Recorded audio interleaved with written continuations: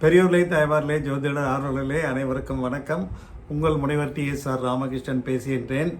இன்றைக்கி ஜாதகம் சம்பந்தமான பதிவு தான். அதாவது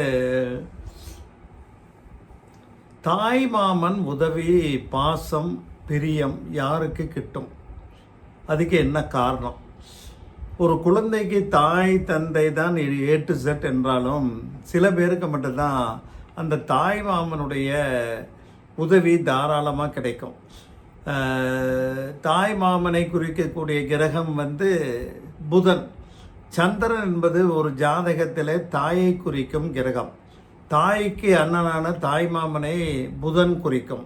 இயற்கையிலே புதனும் சந்திரனும் பகை கிரகங்கள் இருந்தாலும் தாய்க்கு அளவிற்கு சில இடங்களில் தாயும் மிஞ்சும் அளவிற்கு தாய் மாமனுடைய பாசம் கிட்டும்.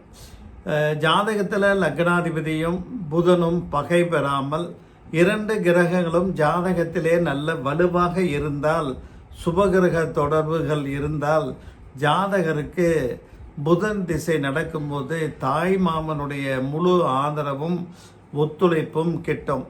லக்னாதிபதி சந்திரன் புதன் தொடர்பு இருக்கும்போது ஜாதகர்களுக்கு தாய் மாமனுடைய அன்பும் ஆதரவும் முழுமையாக கிடைக்கும். செவ்வாயினுடைய லக்னங்கள் மேஷம், விருச்சிகம் ரெண்டும், அவங்க ரெண்டு பேருக்கும் புதன் கடுமையான அவயோகர்.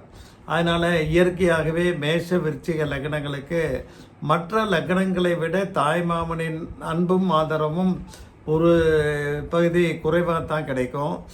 அதாவது தானாக தேவையறிந்து உதவி செய்வதற்கும் கேட்டு உதவி பெறுவதற்கும் வித்தியாசம் இருக்குது இல்லையா?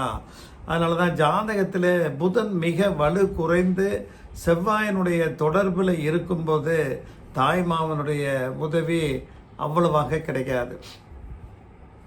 அதே மாதிரி செவ்வாயும் சனியும் சேர்ந்து புதனை பார்த்தாலும், புதனோடு செவ்வாயோ அல்லது சனியோ இணைந்து ஒருவருக்கொருவர் பார்த்து கொண்டாலும் தாய் மாமனுடைய உதவி தாமதமாக கிட்டும்.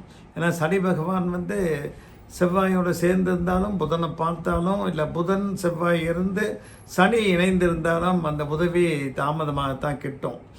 புதன் முற்றிலும் நீச்சமாகும் ஜாதகருக்கு புதனின் காரகத்துவமான தாய் மாமன் உதவி கிடைக்காது சரியா. அதனால தான் புதன் ஜாதகத்தில் நண்பர்களையும் குறிக்கும் என்பதனால ஜாதகத்தில் புதன் கெட்டு போயிருப்பவர்களுக்கு ரொம்ப லிமிட்டட் ஃப்ரெண்ட்ஸ் தான் இருப்பாங்க. நீடித்த உயிர் நட்புக்கான வாய்ப்பும் குறைவு. புதன் ஜாதகத்திலே வலு குறைந்தவர்கள் மதுரை சொக்கநாதரை புதன்கிழமை தோறும் புதன் ஹோரையில் வழிபட்டு வந்தால் தீமைகள் குறைந்து நல்ல பலன்கள் கிட்டும், தாய்மாமன் உறவு மேம்படும் என்று கூறி நிறைவு செய்கின்றேன். நன்றி, வணக்கம்.